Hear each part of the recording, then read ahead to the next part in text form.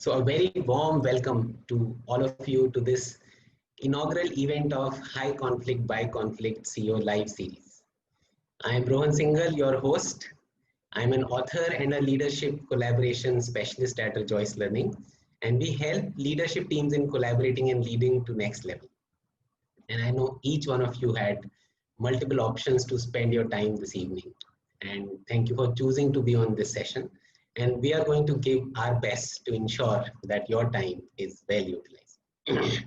So the objective of this series, so this is the first session of this series, which would typically be held every 15 days.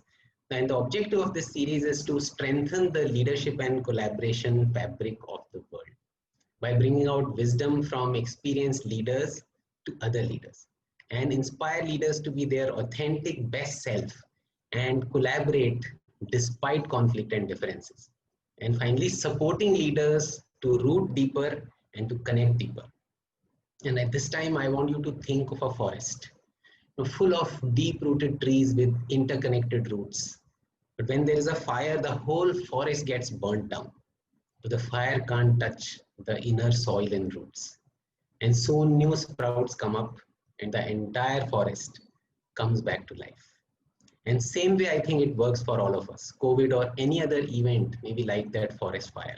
But if we are rooted deep within ourselves and if we are connected deeper with others, I'm sure we can come out of it shining.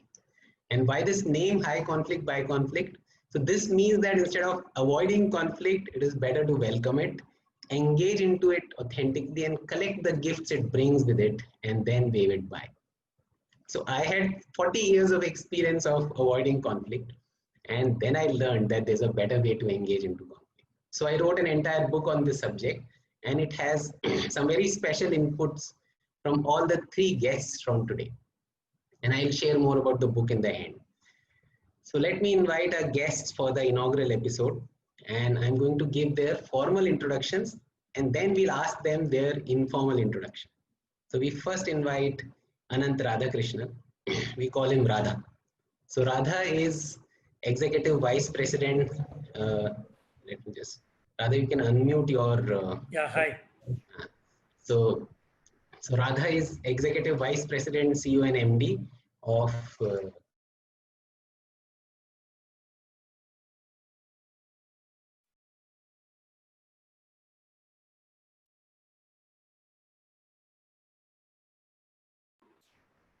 across the globe and have a team of 42,000 associates with more than 100 nationalities. And prior to this, Radha has worked in Hindustan Unilever, Eicher Good Earth, and Sundaram Clayton. Radha is a postgraduate from IIM Lucknow and an honors graduate in mechanical engineering from NIT Trichy. He has also completed a global leadership program in innovation and entrepreneurship at Stanford Graduate School of Business. So welcome Radha and thank you for joining us. Thank you so much for the opportunity, Rohan. My pleasure and privilege to be part of this panel with Sudhanshu and Tarun. Okay, thank you. So next we invite Sudhanshu Vats. So Sudhanshu. Okay. So Sudhanshu is the Managing Director and CEO of Essel Propack Limited since April 2020.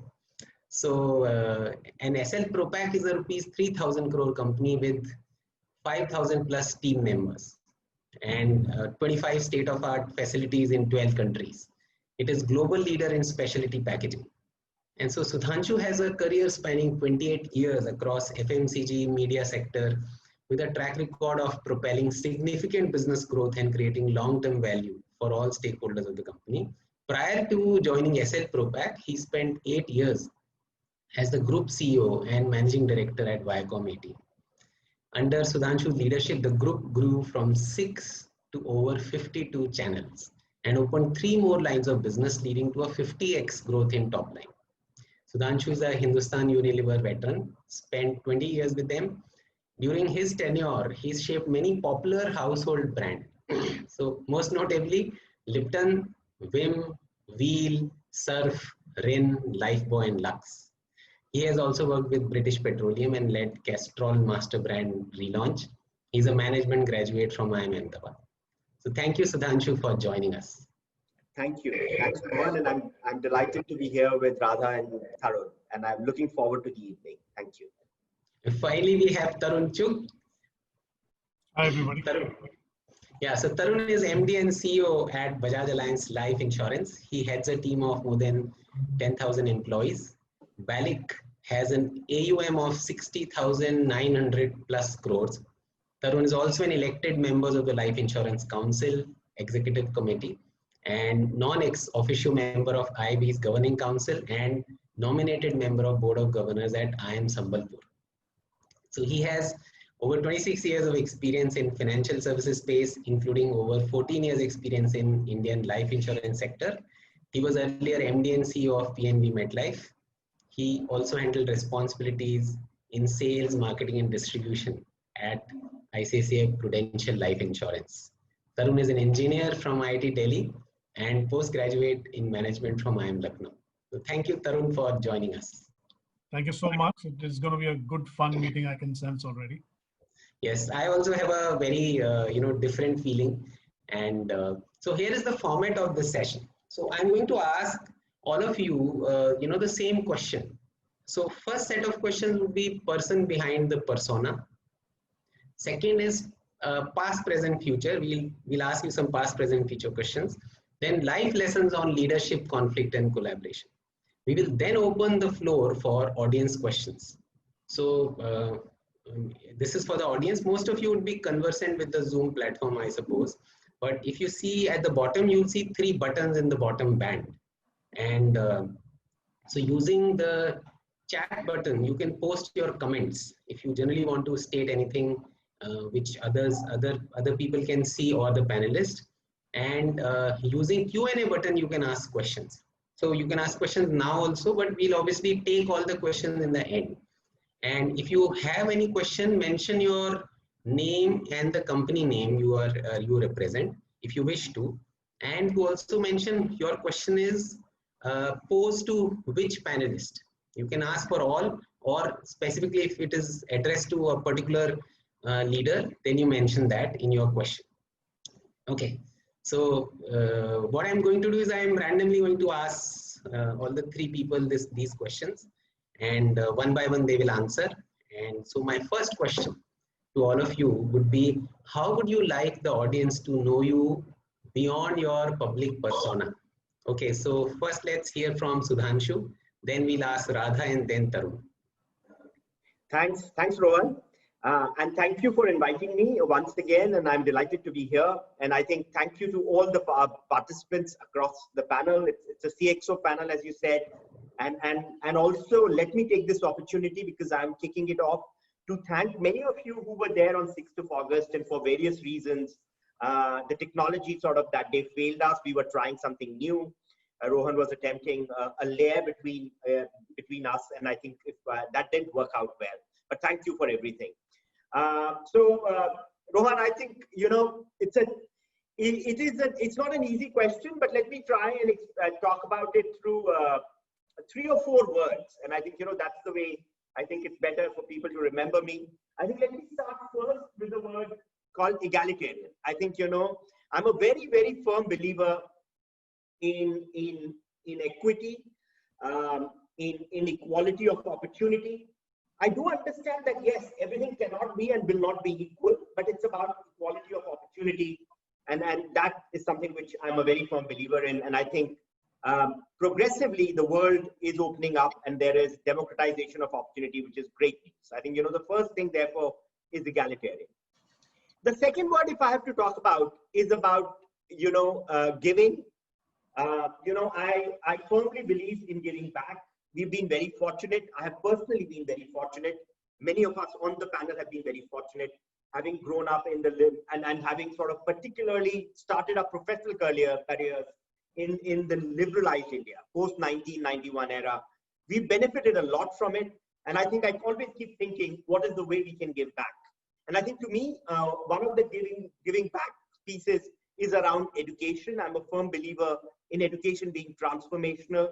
I work with quite a few NGOs, so I'm on advisory board of Akanksha, and on catalysts. So therefore, promoting excellence in primary education in case of Akanksha, and STEM education for underprivileged girls in case of Catalyst. So I continue to work in this space. I also try and donate. I started this journey about 10 years back. I said that there's a percentage of what I earn, I will give back. And I think, that number has been steadily growing. I started with 10%. I'm inching to almost 2x of that. As I continue to grow and I would like to continue to give more. I think that's the second piece. In giving, I think it's also, this is of course the bigger piece, or let's say education and some of these things. But I think giving is also about respect. It's about care. It's about recognition. So therefore it's about, so therefore to me, that is the second piece. And third word, if I was to leave people with, is proud Indian. I'm a very proud Indian. I'm very proud of where we've come from. I'm proud of our history. I'm proud of our culture. I'm proud of who we are. And I'm actually equally cognizant of our challenges. There are quite a few challenges, and I think we need to overcome them. And I always look forward to how, in very small way, if I could contribute in taking our country forward. And I think, so that's it, Rohan. I think the three words, egalitarian, giving, and a proud Indian. Yeah. Okay, Radha, your mic is mute. Sorry, unmute. I have unmuted it. Thank you so much, Rohan. Again, thanks to everyone who's joined. It's always a pleasure to be along with Sudhanshu and Tarun and share some thoughts and views. We keep once in a while meeting, but this virtual meeting in the new normal is good to have. What would I like to be seen as a person behind the persona? Well, it's for me, be a good human being.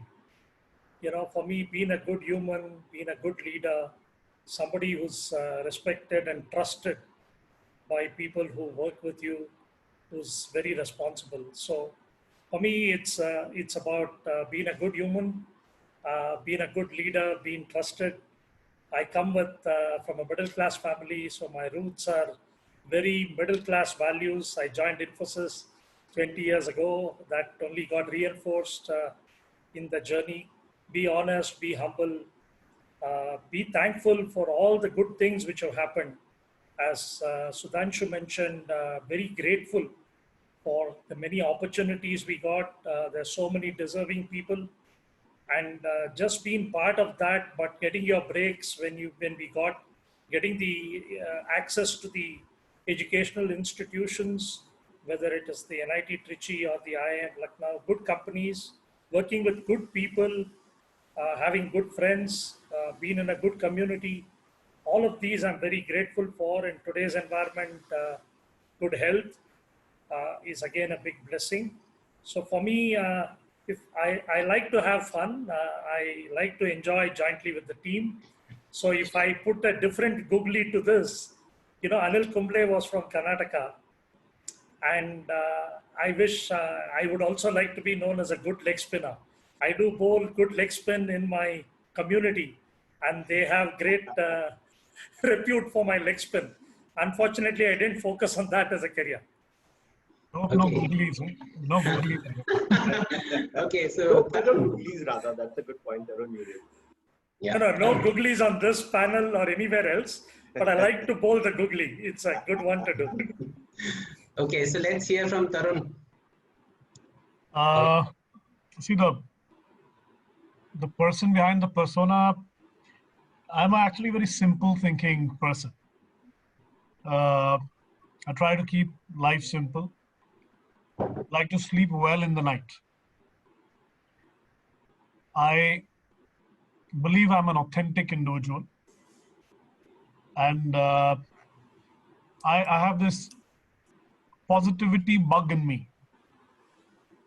So there is, anything else that is going wrong, I will always find something positive in it. So that's the way I describe myself in a few ways. How would I want me to be known to people is, see, I believe that people don't really remember you much, honestly. But if you have an impact on them, which is positive, and an impact which kind of helps the better part of them come forward, then they remember you. So I always like to see myself as somebody who's adding value. I really get bored in a static situation. I do not really want every year to be the same. I don't want every moment to be the same. And therefore, I want to add value to whatever situation I am. Otherwise, I mean, it just doesn't get the best out of me. That's maybe the one, the positivity goes to sleep. So yeah, that's how I'd like to be remembered. Yeah. Okay. So thank you. The next question is, every strong tree has, we see from outside the, how green, how, fruitful the tree is, but it has deep roots and high quality soil responsible for it. So what is yours? People get to see your outer self, the fame and success, but what is the inner truth behind it? So let us know what has kept you rooted. What are the internal reasons and the external reasons that made you who you are? So this time, let's start with Tarun, then we'll go to Sudhanshu and then Radha. Anyway, so yeah. Deep questions, you'll get deep answers, right? Yes. See, a tree, a strong tree. So I'm just kind of thinking through. A strong tree has to have the strong roots, of course, and these roots don't become strong just like that. I mean, they take their own time, and so the way I would personify this is, for me, and generally for human beings, but for me particularly, you have a set of principles and values that you learn from your parents. You absorb them; they become your kind of little your boundary conditions, your guides, your North Star, and that's where you drive to, and that's also teaches you the how you want to drive yourself. But on the way, your experiences that you gain help this persona develop. And I think Sudhanshu started it quite well by saying that all of us have been lucky that we've had this kind of an exposure, and we've been able to use it in such a way that that's kind of worked out fine for me and fine for all of us as well here. So I think the things that have kept me rooted and have really built me up are what I took from my parents, really. My character, my principles, values around hard work, around Radha talked about middle class, a lot of similarities here. I'm sure for all of four of us and lots of the audience as well. Of course, the middle class is a lot different than what it used to be. So I mean, all those middle class values have been there. And in terms of the external environment that keeps me rooted and grounded, I think you'll find a lot of similarities in what all of us are saying. So quite similar to what Sudhanshu also said. One of the ways that I feel a lot of gratitude for where we've reached. I feel lots of people getting stuck various places. So we've been lucky. We tended to take the path or take benefit of events that unfolded and interpreted them in a certain way, consumed them in a certain way, and then maybe moved ahead. And in that process, sometimes your soulmates, your friends, your learnings, all of these stand by you. The ones that have been standing by me, of course, beyond principles and values, has been my wife, Simran, my children. My biggest critiques they are, I can tell you. I mean, I can get away by talking here, but in the house, if you can get one straight word in, if they don't feel it as authentic, you had it really. So they really are the kind of people who keep you grounded. And I think the value system that's been around has kind of kept us all similar and kept that going for us. Okay, Sudhanshu. Yeah, no, thanks, Tarun. And as Rohan, as Tarun was saying, and between Radha, me and Tarun, I think one thing you got on the panel is a lot of commonalities, and I think a lot of common things, but themes. So for me also, I think, and you rightly said, I think as a tree grows, the roots go deeper, but I think it needs to be watered. It needs to be, in the initial phase, needs to be nurtured. And I think, so therefore, if you look at my journey, very similar, my thinking quite similar, but let me, so I think for me, the start was with, I think first I owe a lot to my mother, who's no more with me now, but I think, you know, whom a lot of people say that who I am and a lot of my, you know, attributes and my skills and my talent is perhaps to her. So I think a lot of gratitude to her, first of all. So I think that's where the seed is, as they say, for the tree. And I think the other big one is with my grandmother. I spent a lot of time with her. I think the stories which I learned, basically the stories which I could hear almost every second day. And, you know, I would always keep asking her for new stories. And I think there are a lot of value systems in those stories. I reflect back. A lot of things I do in life, I think, you know, what was I hearing at that point in time? Intuitively, I think it's sort of, you know, you develop that intuition.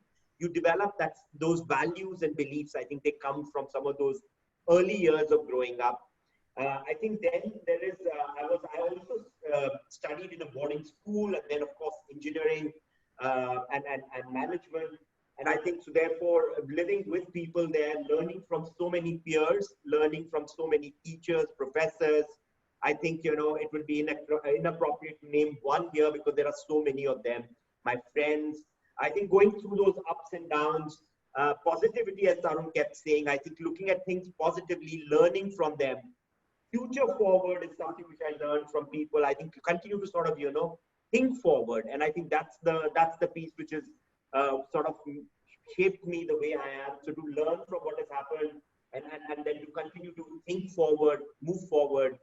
And as Tarun said again, unfortunately, I'll be sort of borrowing from him a lot. I think in recent times, it's my wife and my two lovely daughters who sort of keep me. My wife actually keeps me absolutely rooted and grounded, and a lot of this thing goes to her for that. And my daughters are my big critiques, and I think, you know, so that's the piece which has been there. My father, I've learned a lot just observing him. I think from some of his colleagues. I think the emphasis, and I think both Tarun and Radha spoke about it, on being the human being you are and on earning respect rather than sort of, you know, trying to command it. I think I learned from him, and I think from his colleagues feeding back to me, said that, you know, and I think when I reflect back, I think so that piece, so lots of learnings. It's a deep question, Rohan. I think but I think suffice to say, I think we've been very, very lucky, a lot of gratitude, continuously learning. I'm also a firm believer on this watering this tree. So I soak in a lot, and I want to learn. And I think, you know, the curiosity and ability to learn is another thing. I think, you know, I say that I've been blessed to continue to have that curiosity, because some individuals I have seen very closely, we tend to lose that curiosity as we grow up. But I think, you know, ability to continue to learn and having that curiosity of a young child is something which has been helpful. So that is what that allows me to keep on soaking more and more water as it sort of, you know, drips in and to learn from it. Thank you. Okay. Thank you. So we move to Radha. Yeah, I think both Tarun and Sudhanshu have spoken quite a bit and a lot of commonality, as rightly pointed out. If I look back, just 2 or 3 things, you know, being honest, being authentic to yourself, for me is very important. My roots, compassionate, try and be approachable to the best extent you can, be open-minded. Empathy for me plays a very important role. So listening to the other person's point of view. Of course, my better half has a different view on this, but you know, better halves are always there as to keep us grounded and rooted well. Better halves, and I have 2 lovely children too. I have a daughter and a son, and as Tarun said, they give no quarters if you try to be not authentic on anything. I resonate with that. I think the art of giving, whether it's your time, whether it is praise, whether it's recognizing people, simply being supportive to people, contributing something back in every interaction so that people see some value. My dad taught me a wonderful work ethic. I spoke about middle class, I'll just expand. If I look at the last 3 generations, my maternal grandfather was orphaned very early. So he became a headmaster of a school, but he moved he used to work in a home of different people and earn the food for that week. And he used to go from house to house and he educated himself to be a postgraduate and then be an headmaster. And then my mom and dad, my dad was a government servant, central government servant, and he retired as a senior audit officer. And then obviously he put me into a good educational institution, and I'm putting my own kids into a good institution, opportunity to study in the best institutions in the world. So that cycle of contributing back, a good citizen back into the society is also very important for me. And that keeps me very, very rooted. Okay, so now my next question is, let's say we'll address it to first with Radha, second with Tarun, and third with Sudhanshu. Now the question is, in brief, you to describe one of your biggest failures that propelled you to a new level of success. So Radha. Okay, you know what the world might see is I'm CEO of a billion-dollar company with 43,000 people. I have my own vulnerabilities. Every time there is an expectation, you put in effort, and the results come short.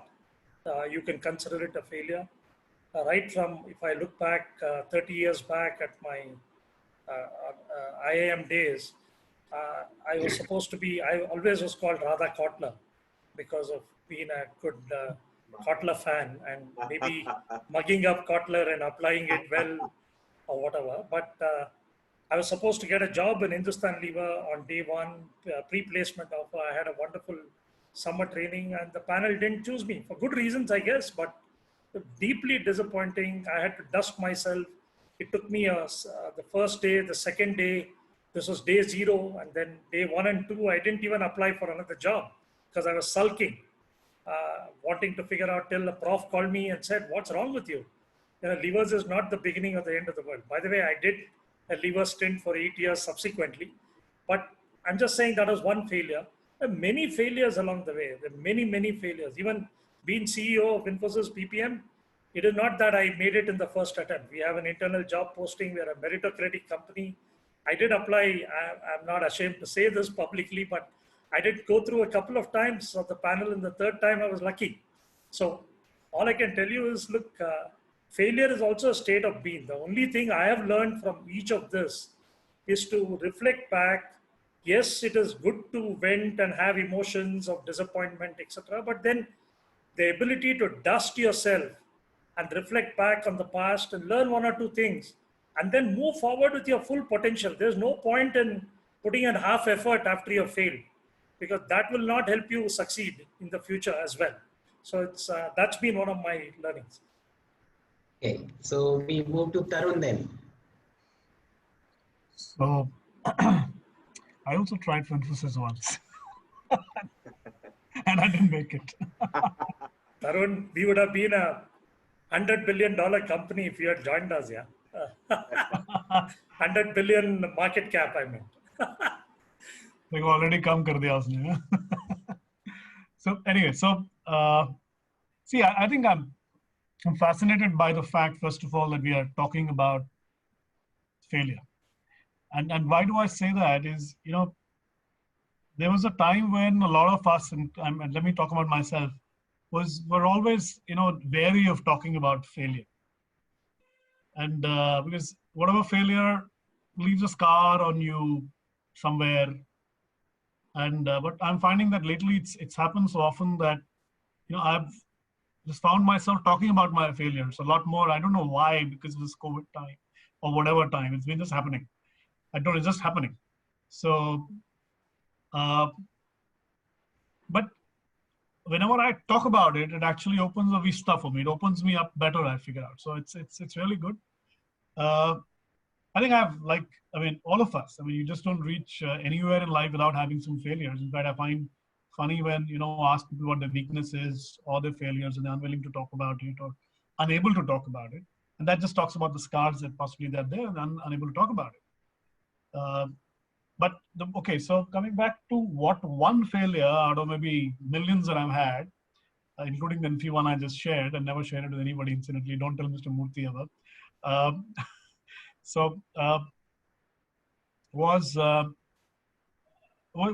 think, Rohan, you're aware of it, that this was 2001 when I lost my job as an investment banker. And this was after September 11 when, there were planes hitting World Trade Center and there were 11 investment banks from the US and Europe which just shut down in India within like a space of 15 days. We couldn't put together a business plan which could say that we can do anything about it. I used to work for BNP Paribas, and that time we were called into a room with a lovely mahogany table. It cost a lot of money to put that table up. We got a call from my global CEO, Jean-Michel Doublé, who told us in broken English that I'm so sorry, we are shutting down. We can't afford to have India. And that's the one time I didn't like French talking about English. And they just and it was hard because we were just very young and we were all kind of happening people. And the way it was done, I was just told that, and maybe that's how it is in investment banks, that you can leave your phones on the table, the security is coming, they've locked your rooms, your systems are locked up. It was an office card, you can leave your car keys here, come back in 2 hours, we'll give you the 2 hours of formula and they'll give us the money. So that's what happened. And, you normally read about it, but this happened to me. And therefore, it was tough. 3 months into that, after that, there was no job in India for investment bankers, particularly the ones who were paid well, for sure. And nobody was willing to believe that you'll work at 1/5 the salary. So it was tough. But that was also a time which kind of, made me strong. And maybe the positivity bug just kept me going and helped me really come back, unlearn, de-learn, relearn, learn. Didn't find a job in India, got to work in a IT company in the UK, packed my bags and with family went to the UK. But in those 3 months, learned how to handle stress, and that's really holding up well all the way now. Once you've been through that, it kind of makes you really, really, really, really strong. I also learned how to swim because I didn't know how to swimming till then. So that part of me came alive, and maybe if it wasn't for that, I would never be able to swim. Thank you. Thanks, Tarun. I think, with Radha and Tarun speaking, I think there are lots of failures in my journey as well. And it's hard to pick up one. But I think, the good thing about failures is you learn from them. And I think it's your ability to dust and go and then start off again. And I think Radha mentioned, I think, and your ability to look into future, which is sort of important, at least for me. And I think for us as we go forward. I think, let me talk about one business context now, and then maybe very briefly a personal one. So I think this was 2008, 2009, the crude crash. I was at that point in time handling soaps and detergents portfolio of Hindustan Lever. And there are certain, so particularly laundry before that, we'd done really well, with sort of for 2 odd years before that, everything was sort of, we were touching was sort of flying, and basically everything was, all graphs were northwards and so on and so forth. But all of a sudden, everything came, falling down. And also laundry is very, very hugely dependent, and soaps a little bit less, not directly, but laundry a lot dependent on crude oil directly. And the crash had left a lot for us to learn about. But I think it's the ability to come out of that. And I think, the extensive travel which I did and the team did with me at that point in time, and what we could see in the markets, in the homes, most people in the organization couldn't. And our ability to, with our conviction to try and work on the things which we did. I don't want to get into much more details here, but I think, it was a 12 to 18 month journey. And so first 6 months of the 12 months, everybody thought, what's wrong with these guys? They've botched up everything and so on and so forth. The next 6 months, when we were seeing things turning around a little bit, it was quite interesting. And the last 6 months, I think, when you could see, you could tell that this is what is going to happen. 2 months from now, we are sure we will recover. The sales rates will move from X to Y. I can tell you that with some level of confidence, and it would happen. So I think, and people wouldn't believe you initially, but once it happened, then you would sort of, so I think the learning and the credibility it brought, and I think that is one I would like to talk about. On a personal level, I think I've talked about it earlier, maybe Rohan to you also, but I think it's more than a failure, a setback. Very early on in life, as a young kid, one of my leg refused to move, Tarun and Radha. So I think, this was like, and I was in Kota with my grandmother, and one of my legs just refused to move. It wouldn't move. And they took me around everywhere in Kota, all the hospitals at that point in time, we're talking 70s. And doctors couldn't fathom what had happened. And many of them said, you won't be able to walk again. And, so I was on crutches. But it's my grandmother's belief and conviction and, her faith. And I think that is something which in failures has always stayed with me. And that's why, I wanted to share that. She said, no, it will get all right. You don't worry, it will get all right. And we kept trying some home remedies as well, a little bit of, your physiotherapy and all kinds of stuff. And in some, couple of weeks, exactly the way it had come, it went away. And as some of you know, I run now. I run marathons. I'm a sort of, so it's been if I reflect back on a person who people said you wouldn't be able to walk, to be able to now run. I've been running for 15 years, and I think God has been kind. I think it's the faith and that belief, and I think that we will overcome, and this too shall pass. I think is very important in times of setbacks and failures, and perhaps our current time globally as well. So I think so therefore. Thanks Rohan for the question. Yeah. So thank you very much for such an amazing, explanation or revealing person behind the persona. So now next set of questions would be fast questions, because the questions like that. So what I want you to do is describe. So this is past, present, and future. So I'm going to ask in the sequence. So describe what was taking your attention professionally and personally in past. So 1 year back, around first half of August 2019, what was taking your attention most personally and professionally? So we'll go with Radha first, with Tarun first, and then Sudhanshu, and then Radha. So Tarun. He's giving me a breather. Lucky you, Radha. He's happy with you. Huh? He's rapid fire. Tarun is in the line of fire. So, and I'll sort of you can enjoy. Yeah, but the past, right? You just want the past. Yes, just past. So past for all three, and then we'll come to present and future. So yeah, so about a year back, we were in the throes of this turnaround. This company has seen one hell of a bit that we've been able to do together. Very stressful times. Getting all things working together, lots of moving parts, lots of fun, therefore, lots of things to do. Not everything you could solve for then, but the direction of the movement forward really was set up there. So in the middle of a lot of the stress, and I was in Pune with, that's where the head office is, and my family was in Bombay. So this particular travel also kind of used to add on to a whole lot more. So yeah, so that's what about a year back. Yeah, Sudhanshu? Yeah, so for me it was, I think, as you said, I was at Bicom 18 last year around this time, and we were looking at digital. And I think, we'd already launched our advertising-led video on demand service. It was basically, it's called Boot.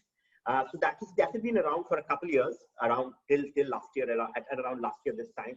But we were seeing how to grow that. So basically to a scale where we become meaningful for advertisers. And we said 100 million monthly active users, I think is the mark we wanted to get to.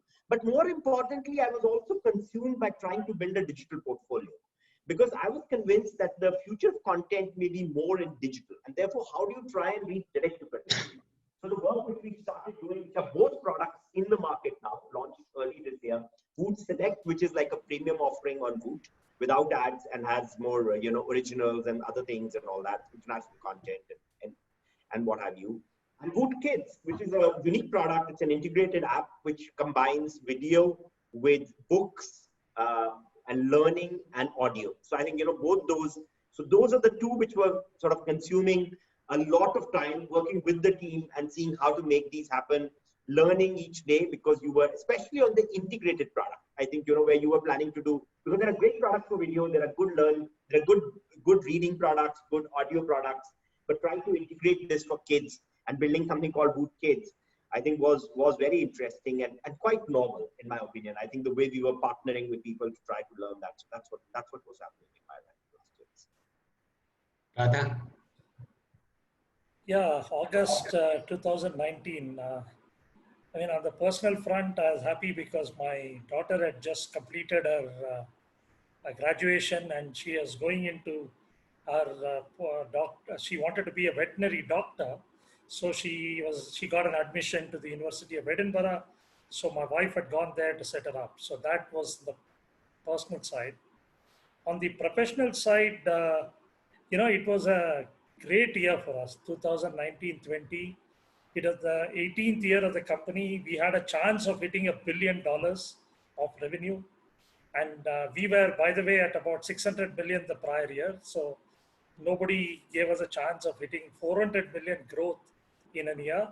But we had acquired two companies as well, which is what gave us a little hope of two joint ventures. For the first time, we had done joint ventures, one with a Dutch company, other with a Japanese company. I was on the board of the Japanese company, the Dutch company. We had committed to our board and our shareholders that we'll make this work. One was the Stater acquisition on mortgage, and the other was the sourcing and procurement platform acquisition with Hitachi. And both were joint ventures, which we have never done before as Infosys. So I was the service line owner to ensure it was incubating well. We integrated the diverse workforce, which we were getting in, and the leadership and the change management associated with it. So lots of work.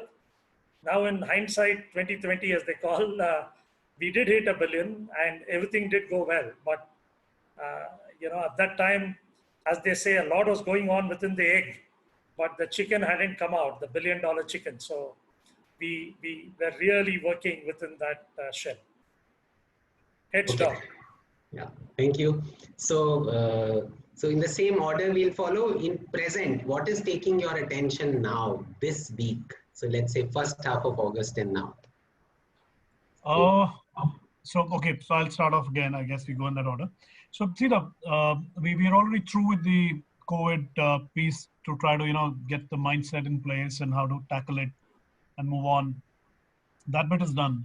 But what is becoming paramount is that as the resurgence happens again, and it's showing up in a lot of places, employee safety is back again. This is something in March we thought about, and then we kind of took it fine, and suddenly it's becoming more critical. Pune, which is the head office, is in a very bad shape. 3,000 people every time in Pune coming up now every day almost. So that has become a big area. We are also down to some set of 2-3 innovations, and we're actually launching one in this week, which should, I think, propel us to a different level. If this was in the place I would have promoted my innovation, I would have used it, but I will not. So that is one other thing. On a personal front, my eldest son is just joined his assignment post-graduation. Radha, so my son just graduated this year, and he's now working with Amazon. He just moved to, and he's just moved last week. So it's Shanti at home. So that's what it is. Yeah. No, I think for this in this period, I think the first and foremost thing is health, and I think Tarun said that. I think it's at the personal front also. I think it's about staying healthy. It's making sure what you do. So the daughters have asked me for no sugar challenge, which is very tough for me at this moment. But I'm 1 week into no sugar challenge. But I think on the work front, I think there's some reflections on, while COVID is now set in and sort of it's settled, as Tarun was saying, we've settled a bit into how we're working. But the future of work is something which I keep reflecting on. And, so therefore, how do you work on that? I think that's the piece which is, so therefore, that is one thing. We operate at Essel Propack at the staples. It's a staples business, if I could say, so we've been fortunate, God has been kind, and team is great. We delivered very good Q1 results.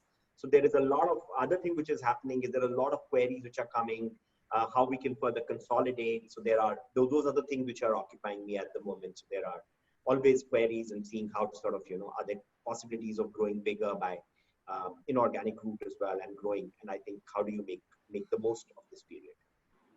Okay, thank you. Radha? Yeah, at a personal level, I used to keep telling a lot of people, I stay in North Bangalore and commute all the way to Electronic City and spend 3 hours on a commute. That's when I'm not on a flight. Believe me, I have been on too many flights in the last couple of years. Tarun sometimes knows it. He says, why are you doing this crazy travel? But life was such. But believe me, now from March to now, for 5 months, I've not been on a flight. So that's something which I'm grounded, as you call it. Earlier, they were saying it's a punishment to be grounded, but I'm taking it as a huge blessing. I have a little more of family time. The commute, which used to take 3 hours in a day up and down, is now not there. I work out of home to a large extent, except in between when things were better in Bangalore.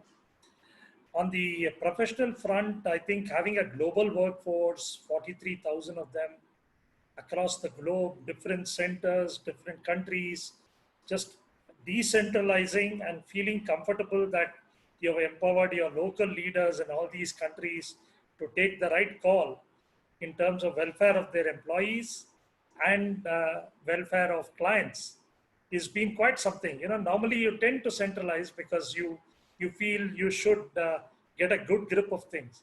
And believe me, through this COVID journey, I've realized that the more you empower and more you make people accountable locally, it's a very good model because that way you can sleep well.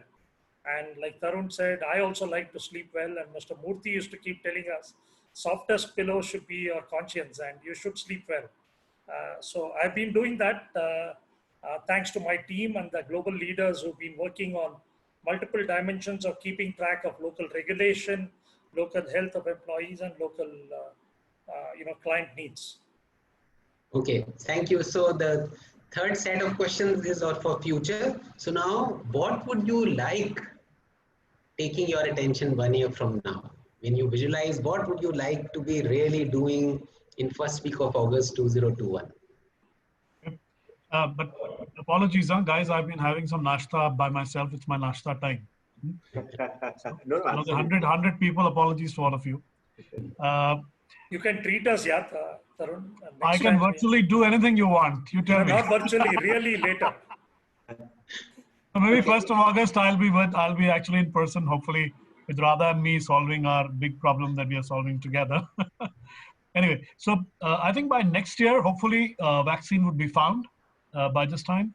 Hopefully, the world would have figured out where is it now got to take as a next level. I think it's going to be a very tricky part, particularly for the world, because we funded our way through a crisis, all the rest of the globe, and the world will have to figure out how to now, get to the basics, because then it'll be life as usual, and those usual ways. Currently, nobody's asking, 20% fiscal deficit, whatever, nobody's asking. All these things will come to hit us then. So I have a feeling it'll be a pretty tough scene even then. And I have a feeling the world will figure out another way of reliving that, because that's the way humankind brings in itself. For me, within that large bit, the smaller microcosm is India. And like Sudhanshu said, I mean, all of us are India lovers. I have a feeling we'll have a better story than the rest of the world. And within that, for the life insurance sector, which I belong to, I think we're already seeing a good story. I was talking to Sudhanshu just before we started off that we've had a great growth in July already. So it's already moving up. I think what's happening for us is that the sector is a very hard push product. People don't want to buy our product really, or they'd rather not buy it, but types. So, but that it'll become a slightly nudge product and not so much of a hard push product. that would be bringing in significant growth for the sector. So I'm actually pretty positive for the sector, quite positive for India, not so positive for the world. Okay, Sudhanshu. Thanks, Tarun. I think so. Building on what Tarun was saying on a personal level, I think if the COVID is behind us and should be behind us, it's difficult to predict actually tomorrow also in today's day and age. Rohan, you are asking us to predict 1 year from now, but if COVID is behind us, then on a personal level, I'll be looking forward to running Berlin. So I'll be training hard because that race is in September. I was scheduled to go this year, which I have deferred to 21 now because they have deferred it more than me. They've given the chance. On the work front, I think I don't want to build on what Tarun said on the macro piece. It's all there. I don't want to repeat that. I think, but looking at again technology, the role of technology in our industry, but overall in work in general, and how does that get further accentuated, and how do we build that piece, particularly for my company, Essel Propack as we go forward. But in general, looking at technology and how that can transform work and this industry is, I think that would be the area which I would be focused on. Yeah, Radha. Yeah, at a personal level, I have a 12th grade son who's looking at college next year. Oh, you also have one. Okay, yeah, I didn't mention that. Yeah, so the 12th grade son, obviously, I hope he gets into a good college, and wife or me will be there physically, hopefully, and not online, helping him settle down in that new location. That'll be a good milestone for us because there are 2 kids. And on the professional front, obviously, look, this is my 5th year as CEO at Infosys BPM. Of course, Tarun and I have a joint program, and I should say this since Tarun mentioned, I hope in August we have delivered a portion of that digital transformation which we are doing, first of a kind in the industry. We won't use this opportunity to sell it or do anything, but hopefully we work together and our teams find that success, and we are part of that success for the work we are doing with Bajaj Allianz as Infosys. And then if I look at the future, this is my 5th year as CEO of the company, and I just want to be sure I leave behind, not that I'm planning to leave this role or anything, it's just that it's important to start putting in place a big set of things. One, digital offerings for the future, which we need to put together, best of technology and business process management. I mentioned it in the context of this digital transformation with BALIC as well. Second is we're creating an authentic leadership framework and a culture with a chief Sherpa from outside. About 80 of our leaders have gone through that program, and we have put out the building blocks for it. So I want to be sure we put a good succession planning for all the key roles in the company for the future. We have a big footprint to follow. Our parent did $1 billion in 21 years, but they did their second billion in 21 months. And hence they keep telling me, hey, you need to do your next billion in 18 months because you did this first billion in 18 years. The last but not the least is create a culture in the company.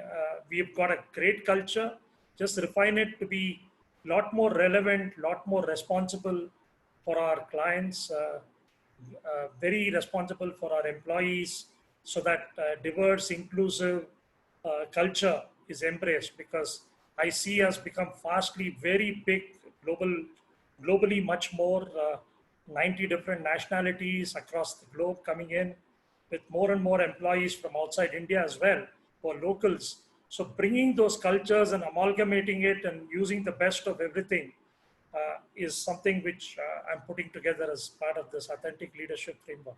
So these 3 things: digital offerings, culture, and authentic leadership styles, and hopefully some results come out of all of that. Maybe not the next billion, but somewhere the journey goes on. Yeah. Okay. So thank you very much. So these next set of questions are more on life lessons on leadership, conflict, and collaboration. And in short answers, I would like you to, we'll follow this order now, Radha, Tarun, and Sudhanshu, on what is the biggest conflict you have faced and how did you manage it?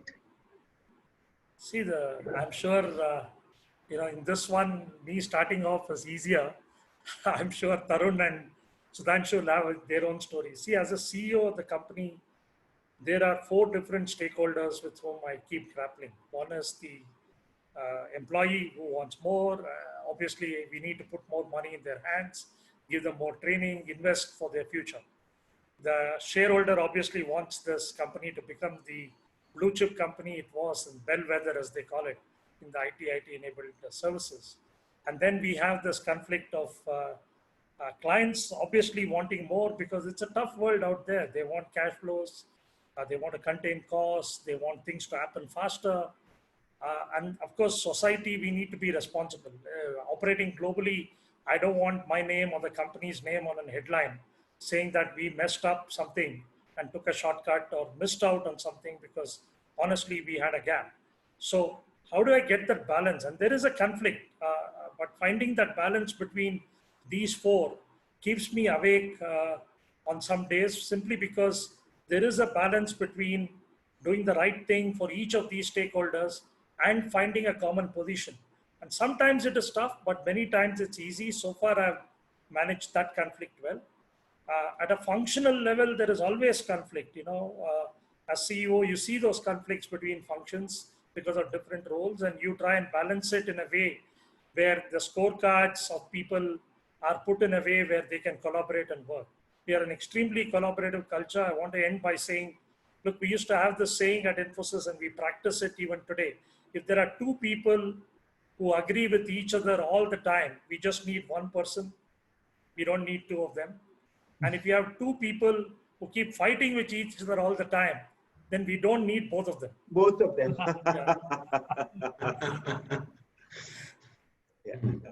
Yeah. Okay. So Tarun. Yeah. So see, I've a lot of conflicts. I will talk the most recent one. There's been bigger ones that I've handled.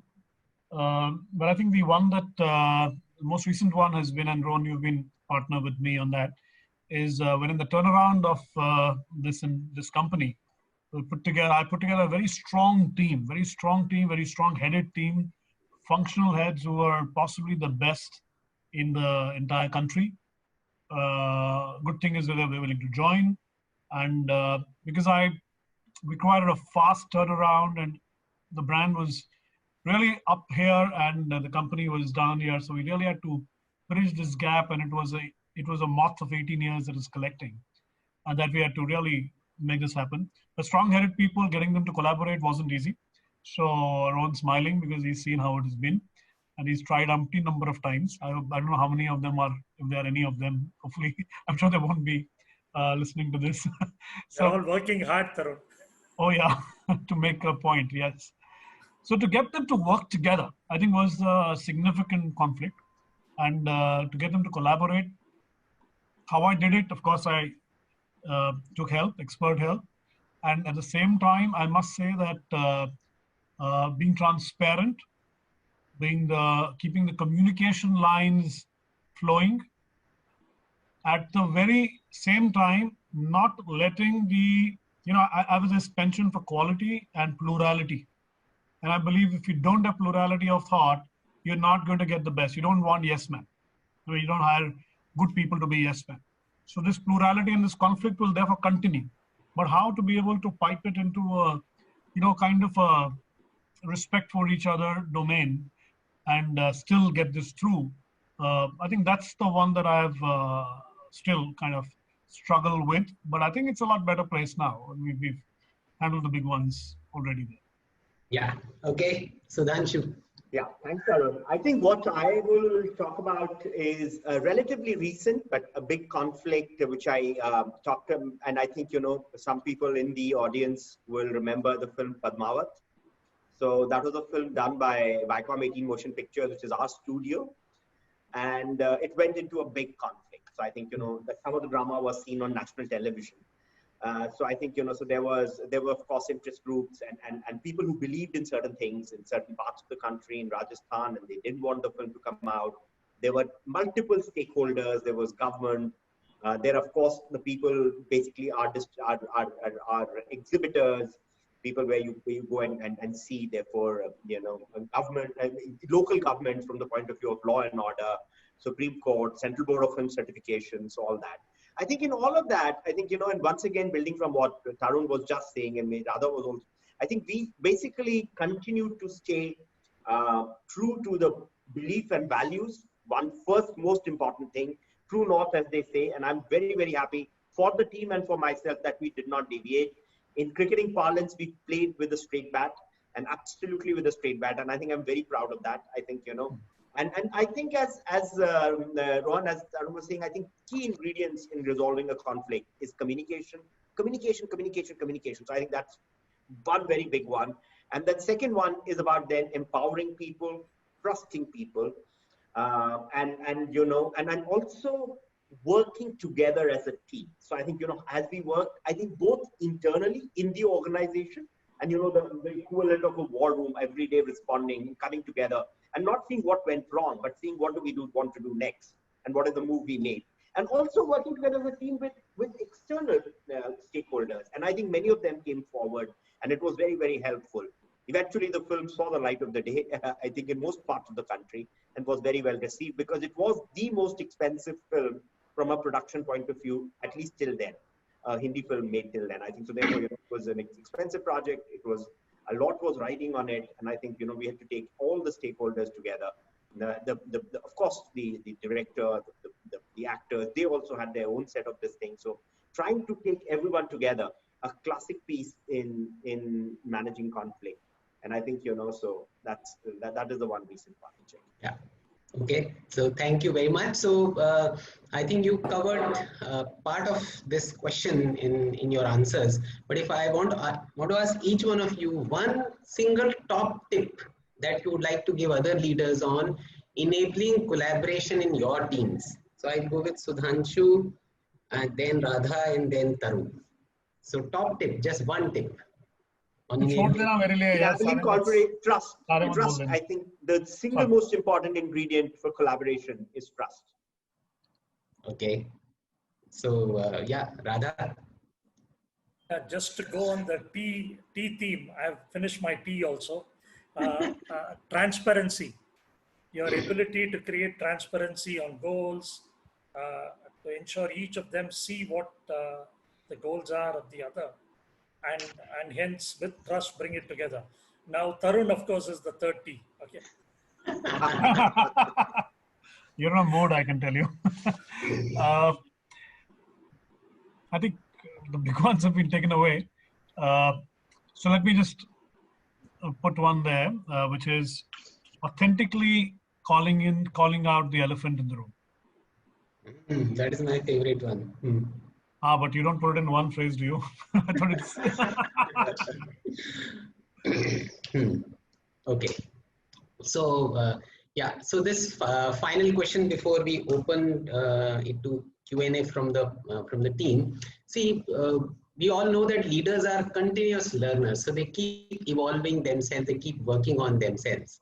And while anyone can see where you have reached, but you will still be working for something deeper on yourself. So what is that one thing which you are working on yourself to take you to next level? So let's follow Radha, Tarun and Sudhanshu. For me, it's simple. Yeah, there are times where I get very long-winded, repeat myself. So I got feedback from my team through having a coach, making them talk about it. They feel communication is a big strength, but when overdone also becomes a challenge. So I'm working on becoming crisper and to the point. Okay. Yeah. Tarun?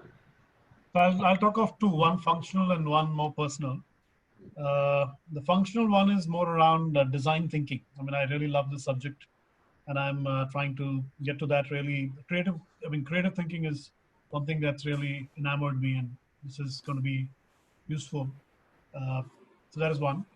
On the personal level, it is basically evolving to a more spiritual level to be able to handle the way you live your life. I just say it in that much because otherwise you can start talking about it. Okay. Well, I'm learning to cook, Tarun, and I have learned to make dal chawal. I can make nice yellow dal and good chawal, so I can serve a meal now. So, but on another note, I think I'm looking at AI and machine learning. I think that's been an area of subject of interest for me in pre. I have done some work, but I need to do more, and I think I will start doing some formal learning and skilling as well in that area. I've done some workshops, some reading, and all that. So it's about AI and machine. Okay, so thank you very much. What we now open the floor for questions. We already have some questions in, and so you can type in the question in the Q&A section. Write your name as well as company, and also if it is specific to any leader, then specify that that question or that leader. Yeah. So let me just see some questions in the meanwhile.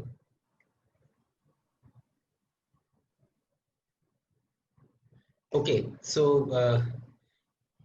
so one question which is, I think, to everyone is how each one of you are treating your employees during the current period, and how you're making them comfortable in these times when people get into depression and fear of losing the job. So let's go with Radha. We'll start with let's say Tarun this time. Tarun, Sudhanshu, and Radha. Quickly, if you can answer in short, so that we can move to other questions as well. I think in a way the answer has already been there, and my answer was basically, so you got very similar panelists. Sudhanshu pretty much said that. Communicate, communicate, communicate. I think that's what we've kept doing. The other bit is the listening. Keep listening, and listening with an open ear, because I mean, listening can be, misinterpreted, sun rahe ho, kuch kar nahi rahe ho types. So that's very important that you listen with an open mind. So I think these two things we've been doing a whole lot more. The number of webinars we've done, the number of communication panels we've done, and the number of FGDs, the number of ways we've dipped down in terms of trying to, get people to speak, has been phenomenal. I think that's what has made a difference. Yeah. Okay. So other two panelists. Very quickly, I think the other piece is, I think in this point in time, I think be respecting them for the work which they are doing, rewarding them for it in small way, but more importantly, expressing your gratitude, because for us, 20 plants are working across the world, and these are tough times. I managed to visit one close by. I'm saying I couldn't you can't fly, but I think, recognizing that these are tough times. And I think, to be fair, they're doing a fantastic job. So recognizing that, appreciating that, and in a small way, but in a more personal way, humane way, rewarding that. I think, that I think is an important piece. Okay. Radha, you have any? Yeah, I think I resonate with both the thoughts of communication and expressing gratitude. I just want to additionally add that, look, this is about virtual engagement. We have a young population. About the median age is 26. Don't get carried away by me. I add to the averages, but otherwise they're 26.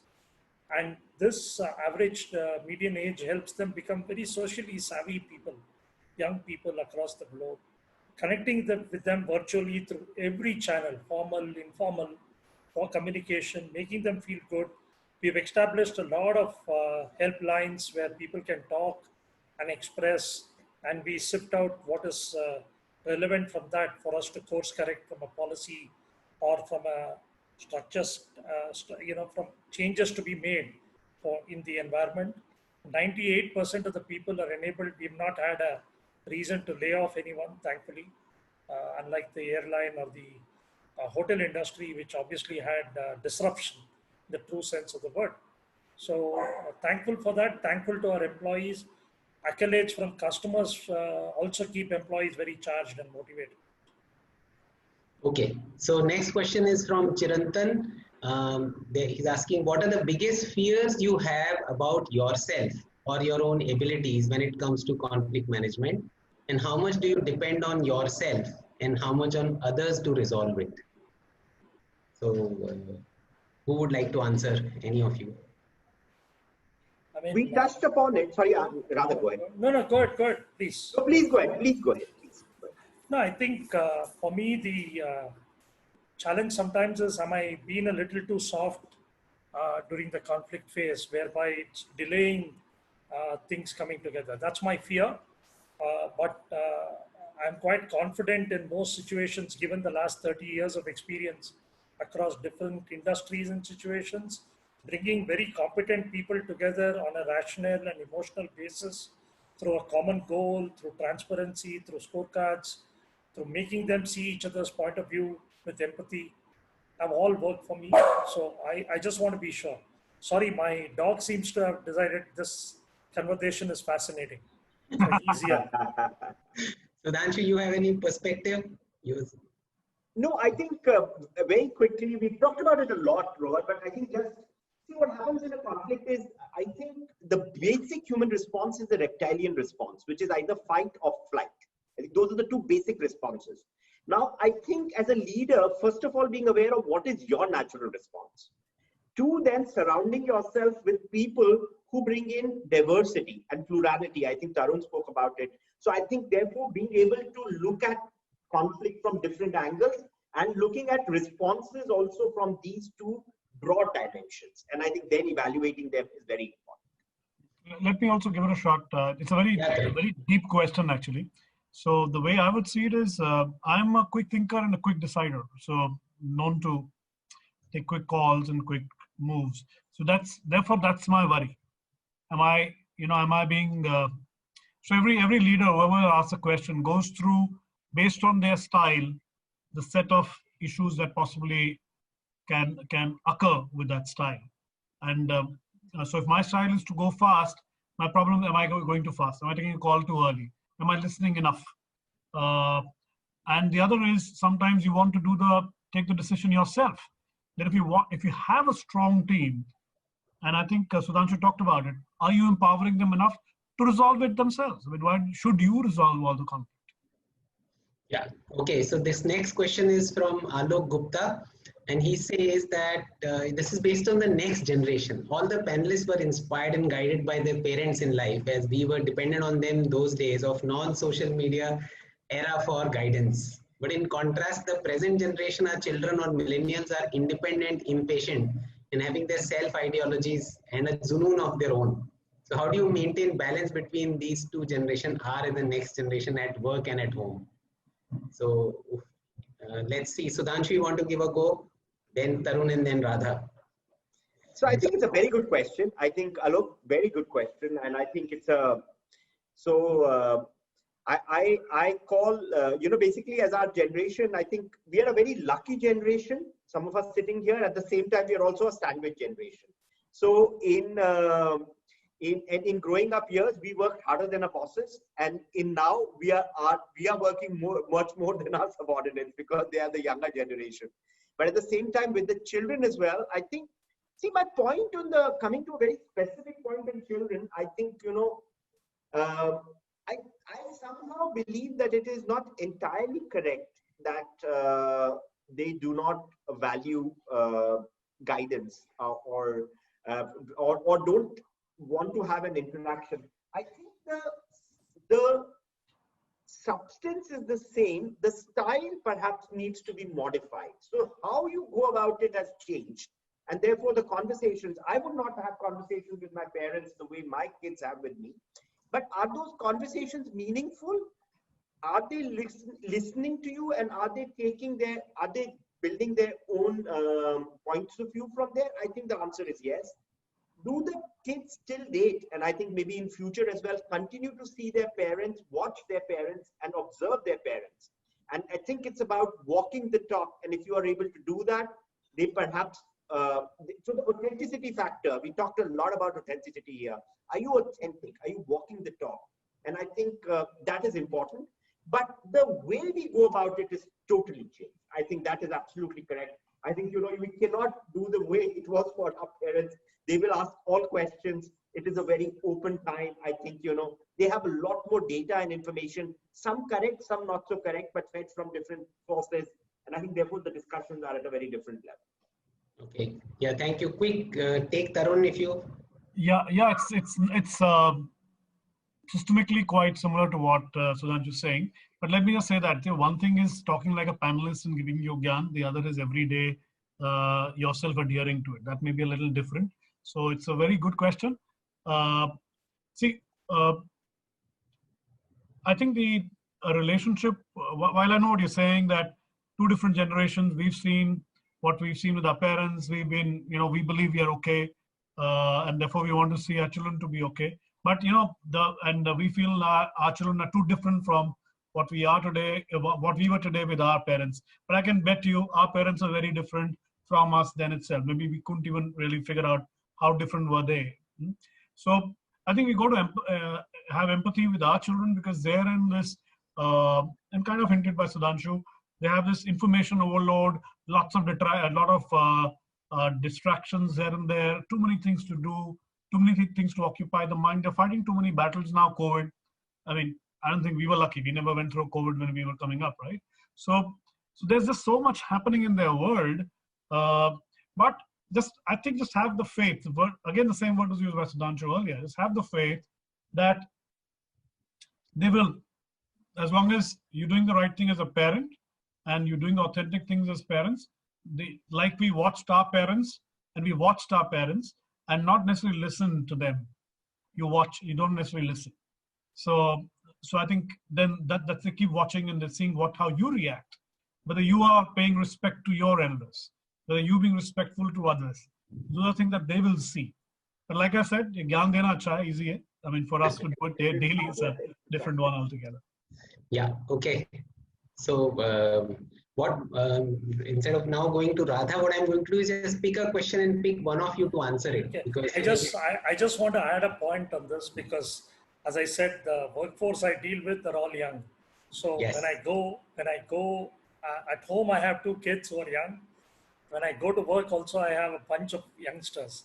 I think putting a cause or a purpose in front of them has helped me a lot to be a leader, and being part of that cause and showing more than telling is the best way to earn your respect with them, and giving them an environment where it's not an hierarchical positional, I am CEO, so listen to me, but being informal with them and getting their buy into a cause rather than buy into your agenda or whatever has helped. Okay, so I think let me just pick one question, Bekai Raj from Churchill Drilling Tools, UAE. And let's see, we asked Tarun, conflicts involving difference of opinion is most common. So how do we deal with inability to see the other side?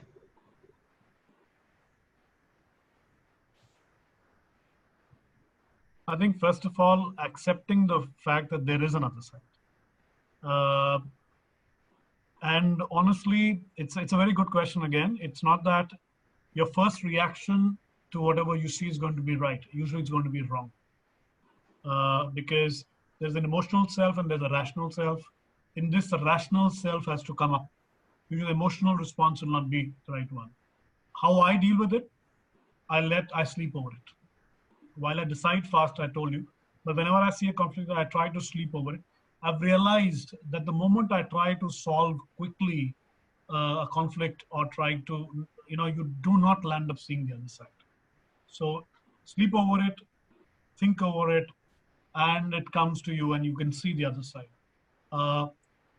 Just figure out whether, and there was this message from Rohan that had come. The front part of the brain, what do you call it, Rohan? Prefrontal cortex or neocortex. Neocortex. Huh. Fine. So, I mean, whenever there's a frown in your head, you know that you're dealing with this side. So don't deal with that side. I think just let things relax and let your normal response of your neurons is going to be what you used to, which will be emotional usually. The rational self is what you have to let play over the emotional self. That's the way I'll rest it. It's not an easy one. Yeah. Okay. So this question, let me ask with Sudhanshu. This is from Atin Kumar Saha from Deutsche Bank Wealth Management. Okay. So they say that, all the panelists have shown tremendous amount of humor and lightness. Is that your general demeanor across your work life? If yes, how much significance you attach to this in your success? No, I think this is my natural demeanor in the workplace as well. I firmly believe there is no Sudhanshu at home and Sudhanshu at work and Sudhanshu with friends. It is one Sudhanshu everywhere. And I think there are, of course, you could have a different response to a situation. And the situation maybe at home, maybe. So responses could vary at times, but this is my general demeanor. I personally feel remaining calm, listening, and Tarun and both Radha spoke about it, respecting others, bringing diversity of views into a conversation is always helpful. And some amount of finite debate before taking a final call is very healthy. And I think allowing that to happen and then taking a call, but taking a call in a finite period of time quickly and then moving on with it. So I think that's been the broad way it has worked. And I think, it's worked reasonably, it's worked quite well for me. But I must also hasten to add, I think qualities of leaders are more important rather than the style. I think styles are very unique. Each leader brings a different, unique style to the table. But I think qualities tend to be more common. And we talked a lot about them, but they are about authenticity, about contribution, about commitment. So those qualities are very, very critical. Styles, I think, don't get too carried away by styles. They are very unique. Okay, so Radha, this question is for you. Ankit from Tata AIG General Insurance. How do you take competition internally in the company? And also, do CEO give thoughts to Grapevine in the company going, and how do you tackle it? Again, interesting question for reflection. If I look at internal competition, I think it's healthy as long as it doesn't get dysfunctional. Your ability to help people benchmark on dimensions, understand their strengths, and learn from each other becomes important. As I keep saying, the cause is always bigger than the individual. Try and put a cause in front which is so powerful that individuals are able to bury their own individual. They have their strengths, but they're, put purpose above self. And getting that environment created is one of the jobs of the leader, which I try and do, where they see a larger purpose, where they see it's not a zero-sum game, where one wins and the other loses. And together, somebody meets the goal, but one wins and the other loses. So how do you create that culture which is where culture and bringing people together in a way where there is a larger goal helps. What is the second part of the question? I seem to have had The question is that how do CEOs handle the grapevine in the company? Oh yeah, grapevine. Well, grapevine in the company, you need to know what to cut off and what to listen to. For me, what I've learned, and I've seen some leaders do it much more brilliantly. It's good to keep your ear to the ground. Honestly, the informal channels in a company, you don't encourage it or catalyze it, but keeping your ear to the ground and listening to it is good. But then what to cut off and what to act on is art as well as science, art of the science of the art, or whatever you want to call. And situation to situation, it differs. I don't have a straight answer for it, but picking up an informal, being approachable for me has been a big strength. And that's where sometimes I feel, when do I cut off? If you're so approachable that you hear everything, how do you sift out the noise? And that's an important trick. And sometimes I've felt I've learned and I reflect back and say, oh, I could have cut off at this point rather than at some other point. Yeah. Yeah. Okay. So Tarun, this question is for you. From Ajay Agrawal, which says, when you are continuously dealing with inter-departmental conflicts or conflict among individuals in routine, how has it affected your individual personality? Oh, it's made me very calm. Okay. So it's, I know the opposite is what normally I've just gotten so used to it now that I can almost see it coming. I'd made this statement, I don't know, to Rohan, to maybe you, that I have this knack that you walk into a room and you can check on the vibration in the room, then say there is a conflict. And usually you can almost spot the two people where the conflict is. It's body language, it's wherever. So I can almost spot it, and I mean, sometimes this is not good because you have to have mature people on the other side as well. I mean, you assume that you are mature, but you may not be. I mean, let me be very upfront. Sometimes you may be saying things which is not coming out in a very mature manner. You got to respect the other individual. Is that I actually call out the elephant too often. So I've gotten so used to it. So which I have to kind of refrain myself. So, I mean, people know it, that in my team, they know that if there is an elephant, that even a small one, it'll get spotted, it'll be said.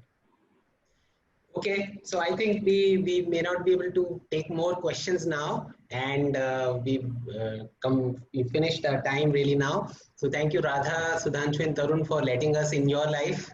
And I think the various points about dusting yourself and showing instead of telling, and authenticity, staying true, create trust and transparency, and all of them I think have been very useful. We will be able to share this recording later, so people who joined at different point of time can see it.